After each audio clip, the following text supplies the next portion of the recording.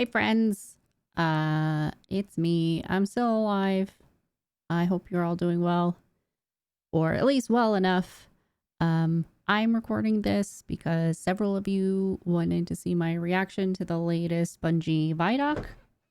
I have not watched anything. I've successfully avoided any spoilers. I've not looked at the spoilers channel in Discord, so don't know what's happening, but my assumption is there's something related to Cade or Uldren, because y'all wouldn't have asked me to record this if there wasn't. Also, for anyone who has not watched the latest Bungie ViDoc and you're trying to avoid spoilers and want to watch this on your own without my reactions, this is your warning before I get into it, to please pause, go watch the video, then come back and press play. So, okay. Let's go watch the thing.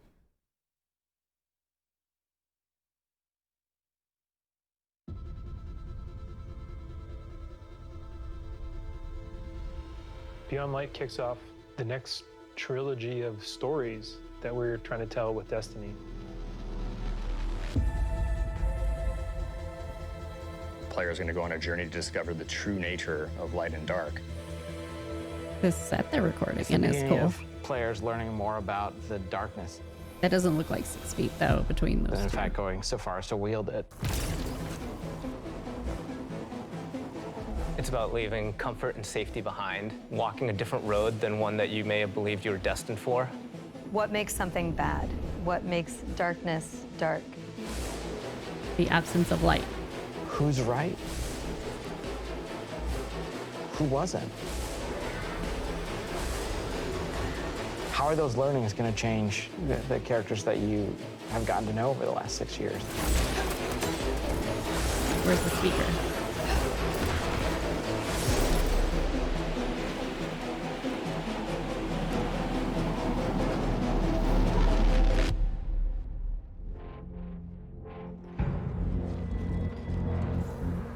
Hashtag speaker isn't dead.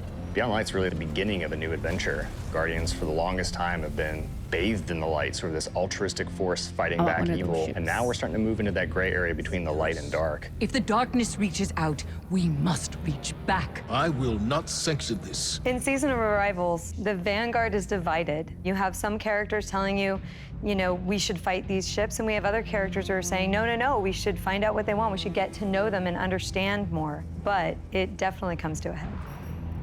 This next year in Destiny is really just about how all the different characters and factions are reacting to these disappeared destinations and what that means as the pyramids have arrived in our system, not for the first time, but for the second time. We're going to see the return of a character who's been absent for a pretty long time in The Stranger, and boy, does she have a lot to say, and she has a lot. Does she have time to explain? Okay. When I know more, you'll know more. She has shown up to encourage us to take on the darkness, and the only way to truly stop it is to work with it. And here comes our Guardian, right on time. What was that a ghost? Why did the darkness invite us here? We talk. Europa is literally like a time capsule. Europa is huge. Killer destination, freezing cold. Desolate. Some of the most beautiful spaces I've ever seen in a video game. That's pretty. There was a lot built on Europa during the Golden Age, and a lot of that was built underground. What was that Clovis glowy Bray mask? had some Like research RGBs. facilities there, really pushing the limits of technology and innovation there, maybe stepping into some things that we shouldn't have. Are we going to learn about the Under the origins of guise, the Exo? all kinds of secrets. I'm so excited for what players are going to find.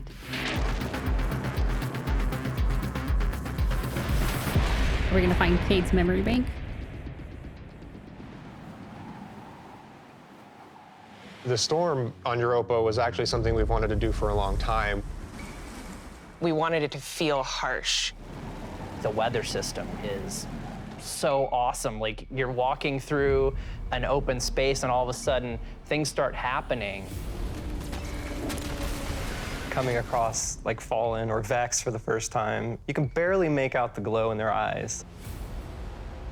Is that The supposed to be sound their of the eyes? wind, the ice will change based on what the weather is looking like. You'll actually feel every piece of the environment changing around you to match the storm.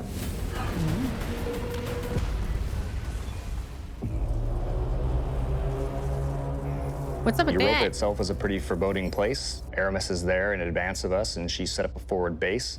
She has lieutenants who have gotten their hands on stasis, gotten their hands on the darkness, and they're learning to wield it. One by one, we will rise again. And so I think her motivations are really interesting too. Today, we begin breaking free from our chains. I think she's a Aramis really challenges a lot of the ways that we think about light and darkness. She's straight She's up gonna punched make you that servitor. think about your relationship with the Traveler. She's a compelling leader, and she has a vision. And especially after the collapse of their society, people, I think, the Fallen wanted someone to follow. Is the light gonna be enough?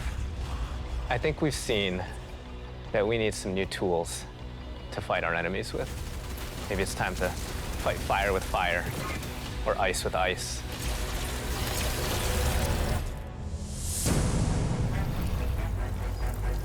Stasis is, not just a set of new supers, but it's a new damage type. We've got Solar, Void, Arc, and now we've got Stasis. It's kind of the glowy idea for purpley Stasis blue. all really came back from the gameplay idea I like his of office. freezing someone. That was kind of the theme that everyone's kind of rallied behind. You know, Dima's an amazing concept artist, had some images that really kind of put us on the right path. What really was landing with that was the more crystalline notion. So when we say cosmic ice, that's kind of where the cosmic comes in. It's Carl Sagan ice. Once he freezes solid, I'm able to hit him again and just shatter him in pieces. The pieces break apart and explode into sharp I like the shards that can damage you. with So the- all of that kind of came together when we landed on that theme. Why'd that Titan bubble look cooler than normal? Stasis is gonna not only change the way that you can attack That or means I need a approach 3080 combat, 3080 there's also home. some really great ways that you can upgrade it.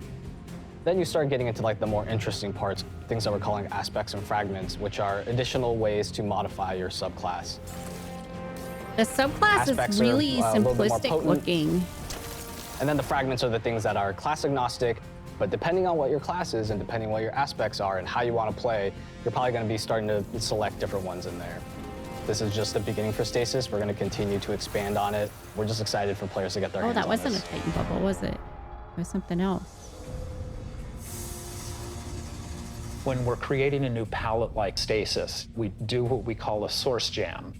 Everyone on the team blocks out about a week where we can say, okay, you're gonna go out into the world, microphone recorder, record anything that reminds you of cosmic ice.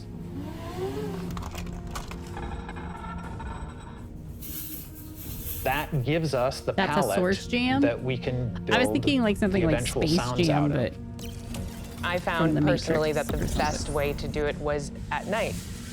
But doing screams, screeches, and blood-curdling yells is a little scary at night. Then I had a really rumbly stomach, and that also was recorded. I think there was also a breast pump. I appreciate this. You have to make use of what you got. She was like, it was really gassy one day and it just farted into a mic and And it beyond sounded light, we good. have new exotic weapons for you.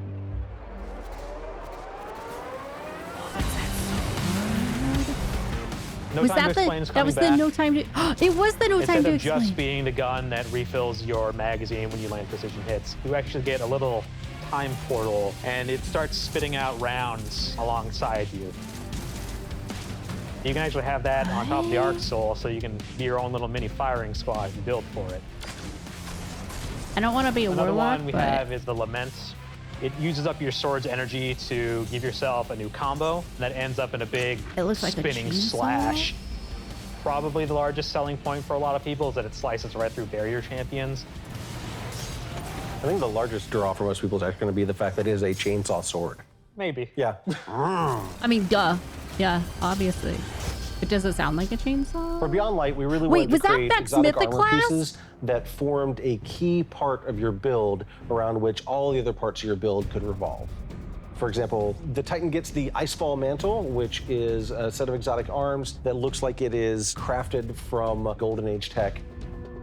When you activate it, you sort of slam your arms down, create a burst of stasis energy, and then you cover yourself in an overshield. The Warlock exotic is Necrotic Grip. If you are facing a wave of thralls running at you, you can nail them with your melee attack, and it Wait, starts that looks to like burst and that looks like where cascade Omnigul through was. the whole group. It is. There's a lot there for newcomers coming in too. If you've got a friend who hasn't tried it out, it's a really great time to jump in on New Light, that entry experience for free players. Last year, when New Light launched, we brought back a small portion of the Cosmodrome. This year, we're bringing back a much larger portion of the destination. It takes some of the experiences that started with original Destiny 1, but puts them and stitches them together in a different way and adds new things and tells a different story. What you're going to meet in this new opening experience is a character with not one, but two names from Fast and the Furious, Shah Han. Thank the light. I didn't think we had other Guardians on patrol here. What I love about the Cosmodrome is it feels like Destiny distilled.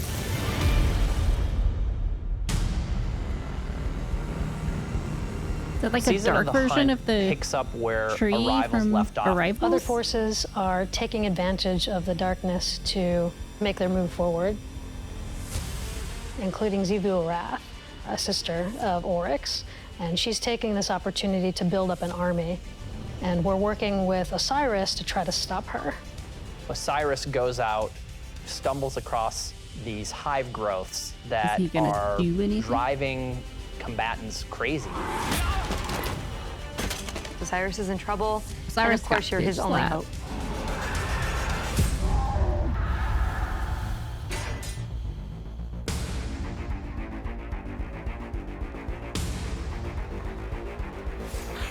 We warned you it was going to be dangerous down here. Impossible. Fuck you. We finally catch up to what we saw at the end of Forsaken, where we saw Uldren being brought back to life by a ghost. Uldren, who now refers to himself as Crow, he doesn't know what he did. The slate's been wiped clean when he was resurrected as a guardian. Bullshit. We know what No. he's done, and we know what he could be capable of doing. So now we're going to spend some time watching him go back and forth. And that's going to question how we look at him, how we look at ourselves, how we look at the light, how we look at darkness. In Season of the Hunt, we're partnering with the Crow and Osiris to take down the High Celebrant. It's creating these cryptoliths around the system, and those cryptoliths are attracting Elixian Cabal and corrupting them. So Xivu Arath is essentially corrupting herself and army, and it's our job to put a stop to it. I'm really excited to see Xivu Arath fleshed out more and to find out more about her relationship with Savathun and what that means for year 4 of Destiny. Savathun has been placing dominoes, and at the end of year 4, she's going to knock down the dominoes. We're going to see what she's been really up to. And so this year, she's putting the last pieces in place. I don't want to do anything with that motherfucker. Destiny is just a really incredible world, and there are so many stories for us to tell. We have a lot to look forward to. Beyond Light, then the Witch Queen, and then Lightfall, and all the seasonal content between. We feel like we've got a really great way to bring people together. Working through COVID and working through some of the other turmoil in the world right now has been really challenging. I have to admit, I've been pleasantly surprised with how well we've been able to get things done. We're committed to your characters and your community of players. We want to meet you where you are. I think the thing that excites me the most about Destiny's future is how much it's rooted in where we come from. Seeing villains revealed and finding out secrets that we've been hinting at for years. When I look at the team that we're building and continuing to grow and hire, the new leaders that are coming up in Destiny, that gets me super excited. Destiny's best days are ahead of us. Yeah, you just gotta kill Uldren first.